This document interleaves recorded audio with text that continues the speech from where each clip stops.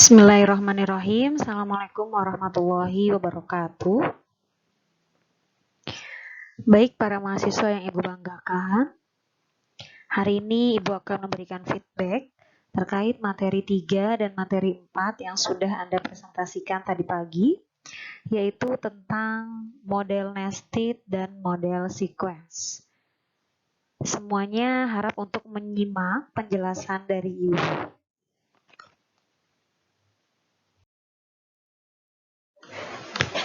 Baik, selanjutnya mari kita sama-sama pelajari. Ini terkait model nested ya, yang sudah dipresentasikan oleh kelompok 3.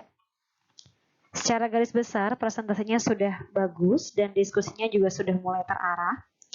Pada intinya, model nested di sini atau yang sering kita katakan model bersarang, model ini mengintegrasikan sejumlah keterampilan belajar di dalam satu disiplin ilmu untuk ketercapaian materi pelajaran atau konten.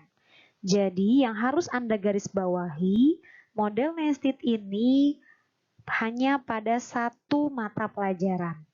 Ya, bedanya di sini menekankan keterampilan belajar yang memang saling berkait dalam satu materi pelajaran tersebut. Nah, keterampilan belajarnya apa saja? Bisa keterampilan berpikir, thinking skill-nya, kemudian keterampilan sosial, dan keterampilan mengorganisasi atau organizing skill. Seperti itu ya. Jadi intinya model nested ini masih dalam satu pelajaran dan dia menekankan pada keterampilan-keterampilan belajar yang saling berkaitan pada satu topik tersebut. Tuh.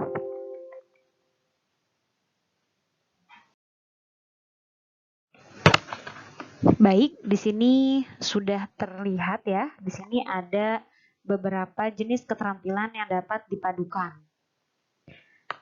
Memang di antara banyaknya keterampilan ini cukup dikelompokkan menjadi 3 saja, yaitu dari thinking skill-nya, keterampilan berpikir, kemudian keterampilan sosial, dan keterampilan mengorganisasi atau organizing skill.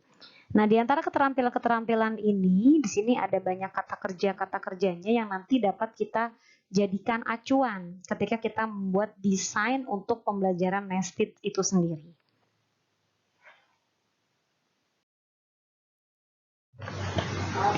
Nah, ini diperhatikan. Di sini ada salah satu contoh desain model nested ya. Jadi bentuknya itu seperti lingkaran yang saling tumpang tindih. Di sini ini salah satu bagian nestednya. Dan di sini bisa Anda lihat. Jadi yang pertama Anda lakukan adalah tentukan dulu topik materi apa yang nantinya akan Anda buat langkah-langkah pembelajarannya.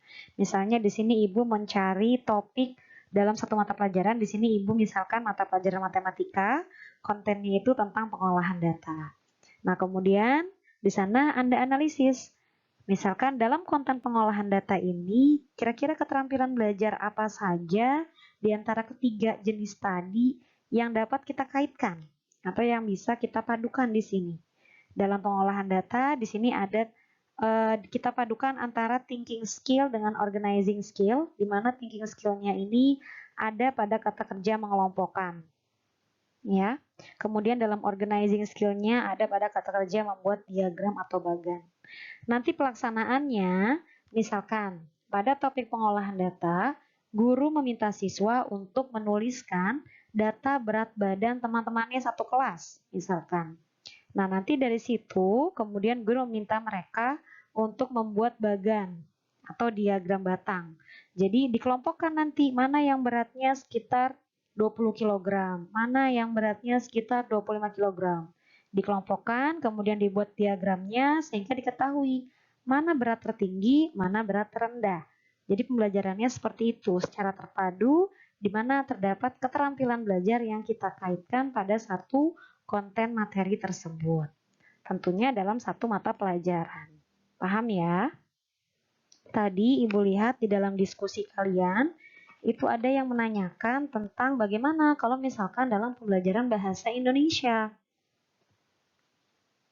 Memang benar, dalam pembelajaran bahasa Indonesia sendiri itu sudah terikat ada keterampilan-keterampilan di mana terdapat keterampilan menyimak, keterampilan berbicara, keterampilan menulis, dan keterampilan membaca. Nah, ini nggak masalah, dia juga bisa dijadikan model nested, tentunya dalam pembelajaran bahasa Indonesia, gitu. Tapi bisa juga kita lihat dari social skill-nya, dari keterampilan sosialnya, kira-kira ada tidak keterampilan belajar yang mampu dikaitkan dalam pembelajaran bahasa Indonesia. Jadi tidak usah Anda pusing ya, ini mana perbedaannya dan semuanya bisa. Karena sama-sama mengaitkan keterampilan. Hanya saja di sini yang perlu Anda perhatikan, ada 3 jenis keterampilan yang difokuskan pada model nested. Dan kemarin ketika kita membahas terkait connected, di sana bukan hanya keterampilan juga, tapi juga konsep-konsep atau topik-topik yang saling berkaitan dalam satu mata pelajaran. Paham ya?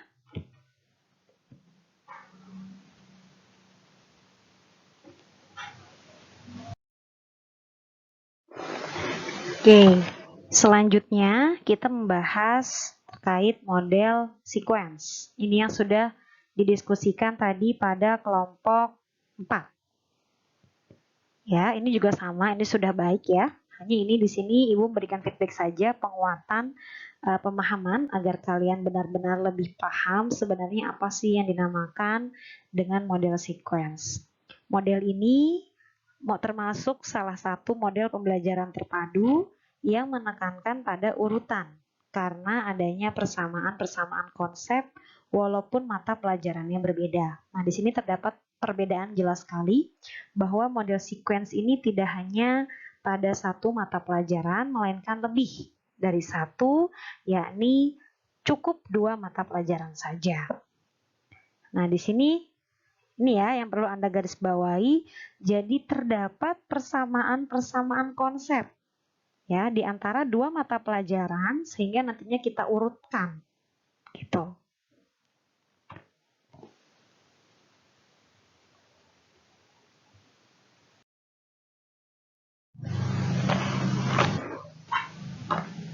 Nah, ini bisa Anda lihat di sini ada desain untuk model sequence itu sendiri ya. Misalkan dalam 2 mata pelajaran, di sini Ibu berikan contoh misalkan antara IPS dengan matematika. Nah, nanti Anda lihat dulu. Kita lihat dulu dari IPS topik apa saja yang kira-kira memiliki persamaan dengan topik-topik yang ada pada pelajaran matematika. Kebetulan di sini Ibu menemukan, misalkan dalam KD IPS itu di dalamnya ada subbab-subbab atau subpokok yang mengajarkan tentang sejarah uang, jenis-jenis uang, fungsi uang dalam kehidupan bermasyarakat. Kemudian pada pembelajaran matematika di sini juga ada kesamaan. Misalkan materinya tentang jenis-jenis uang. Kemudian ada nilai nominal pada uang dan soal cerita tentang uang. Nah, di sini kan ada kesamaan, sama-sama menjelaskan tentang konsep uang gitu. Sehingga nanti pada penerapan pembelajarannya Anda bisa mengurutkan sendiri topik-topik yang ada di antara 2 mata pelajaran ini. Jadi nanti dalam pembelajaran itu sudah tidak terlihat apakah ada matematika atau ada IPS, jadi langsung kepada topik-topik, ada urutannya. Nah, ini salah satu tujuannya agar kita tidak mengulang-ulang. Terkadang kita sudah membahas tentang konsep uang di pelajaran matematika, tapi kita ulangin lagi membahas tentang konsep uang atau sejarah uang pada pelajaran IPS, dan itu kan hanya membuang-buang waktu ya, padahal sebenarnya masih banyak kegiatan yang dapat kita lakukan atau tidak efisien dan tidak efektif gitu. Sehingga di sini kita bisa urutkan. Misalkan yang pertama kita mengajarkan dulu tentang sejarah uang. Nah, kemudian setelah itu misalkan kita mengajarkan tentang jenis-jenis uang. Ada uang logam itu terdiri nominalnya dari apa saja. Kemudian ada uang kertas dan lain-lain. Kemudian di situ kita bisa langsung menjelaskan nilai nominal tadi yang Ibu katakan bahwa ada pecahan berapa saja dalam uang logam dan ada pecahan berapa saja dalam uang kertas. Kemudian dari situ bisa kita kaitkan uang sebagai alat jual beli, fungsinya dalam kehidupan bermasyarakat, dan ini juga bisa kaitkan dengan soal cerita. Misalnya Ibu meminta Ani untuk membeli Ibu meminta Ani untuk membeli kecap di warung. Kemudian misalkan Ani diberikan uang oleh ibu 5.000. Kecapnya harganya 3.500. Sehingga berapa kembaliannya? Itu kan juga bisa dikaitkan dengan soal cerita tentang uang. Seperti itu ya. Jadi setelah Anda mengetahui di sini ada konsep-konsep yang sama, memiliki persamaan di antara dua mata pelajaran. Setelah itu Anda urutkan menjadi konsep yang terpadu, sehingga dalam pembelajarannya itu saling berurutan. Oke, maaf sebelumnya ini rekamannya tidak terlalu bersih ya, tapi Ibu harap semoga semuanya paham yang dengan apa yang sudah Ibu jelaskan. Terima kasih. Billahi taufik wal hidayah. Assalamualaikum warahmatullahi wabarakatuh. Dan tidak lupa silakan Anda kerjakan tugas yang sudah Ibu berikan. Diperhatikan batas waktunya, jangan sampai Anda mengirimkannya dengan terlambat. Terima kasih.